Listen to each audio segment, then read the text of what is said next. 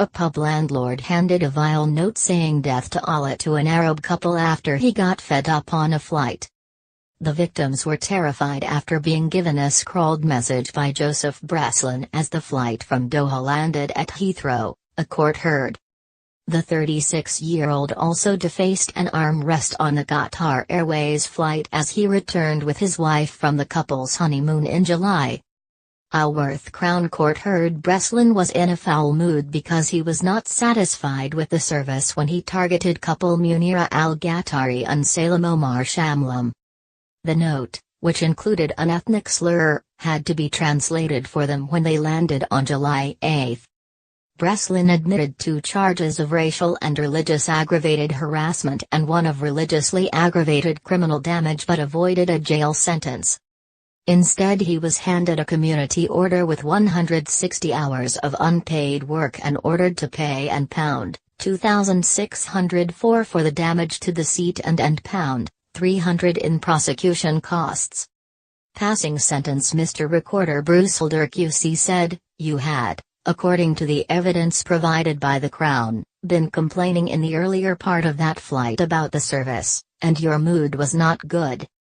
And as the aircraft landed, and was coming to a standstill at Heathrow, it was noticed that you had scribbled something on the armrest of the seat. The words simply said death to Allah. Before that aircraft came to a halt, you were disobeying the seat belt sign, which was still illuminated. You got up, walked around to other passengers who, you complained, had in some way given you offense, and put a piece of paper on the table between them. Fortunately, English wasn't their first language. It is difficult to think of a phrase, particularly these days, more offensive and potentially inflammatory as those words. Coming, as they did, from a grown man who should know better." But he said he could spare Breslin jail because of his good character and added, "I have no doubt that you have been of immense benefit to your local community. I accept too that you are remorseful. It is clear that you had just got married, you were bringing your wife back to the country. She was pregnant.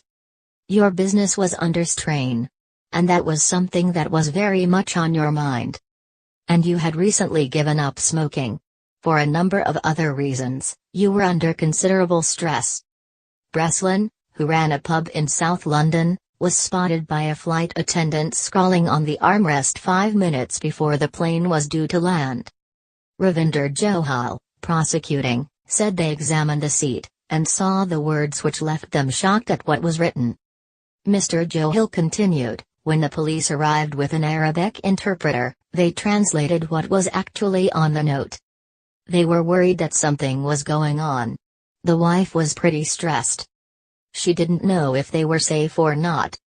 Summarizing the victim impact statements, Mr. Johal said, "She said I was very frightened and terrified.